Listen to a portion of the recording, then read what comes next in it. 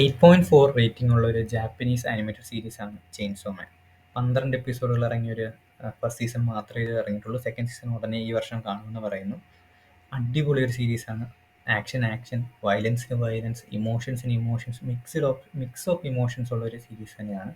അടിപൊളി ആനിമേഷൻ, അടിപൊളി ഡയറക്ഷൻ, ഒന്നും പറയാൻ പറ്റത്തില്ല. കാരണം ഒരു കുറ്റം പോലും ഞാൻ ഇതൊരു കുറ്റമായിട്ട് കണ്ടുപിടിക്കുന്നില്ല സീരീസിൽ. കാരണം അത്രയ്ക്ക് നല്ലൊരു സീരീസ് തന്നെയെന്ന് പറയാം. ഈ ഒരു സീരീസിൻ്റെ കഥ എന്ന് വെച്ചാൽ, ഡെഞ്ചി എന്ന് പറഞ്ഞ ചെറുക്കൻ, ഒരു പയ്യൻ, അവൻ വളർത്തുന്ന ഒരു ഡീമൺ ഡോഗ് ഉണ്ട്.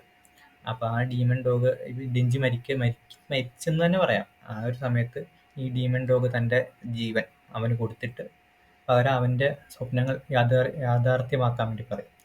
അപ്പം അങ്ങനെയാണ് കഥ തുടങ്ങുന്നത് തന്നെ. അവൻ്റെ പല സ്വപ്നങ്ങളും അവന് യാഥാർത്ഥ്യമാക്കുന്നതാണ് കഥ.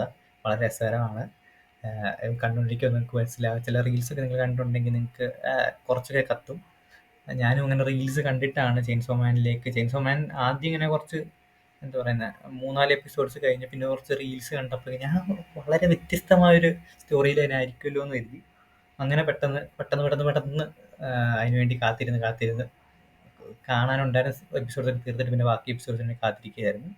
അങ്ങനെ പിന്നെ ഒരു ലെവലിൽ ഒരു പർട്ടിക്കുലർ എപ്പിസോഡ്സിൽ ആ ഒരു ഹൈപ്പ് എന്ന് വെച്ചാൽ ഭയങ്കര അടിപൊളിയാണ്. ഇപ്പം ഒരു സീസൺ അടുപ്പിച്ച് കാണാൻ പറ്റുന്നവർക്കാണെങ്കിൽ ഒരു ഹൈപ്പ് പക്കായിട്ട് അറിയാം.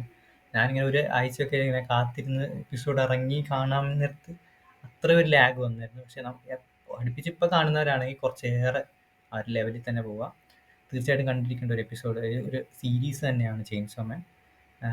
നിങ്ങൾക്ക് വയലൻസ് ഒക്കെ കുഴപ്പമില്ലാന്നുണ്ടെങ്കിൽ തീർച്ചയായിട്ടും കണ്ടിരിക്കേണ്ട ഒരു എപ്പിസോഡ്, ഒരു സീരീസ് തന്നെയാണ് ചെയിൻസോ മാൻ. നിങ്ങൾ കണ്ടിട്ടുണ്ടെങ്കിൽ തീർച്ചയായിട്ടും നിങ്ങൾ കമൻറ്റ് ചെയ്യുക. 8.4 ആണോ നിങ്ങൾ നൽകുന്ന റേറ്റിംഗ്, അതോ അതിന് മുകളിലുണ്ടോ എന്നുള്ളത് നിങ്ങൾ പറയുക.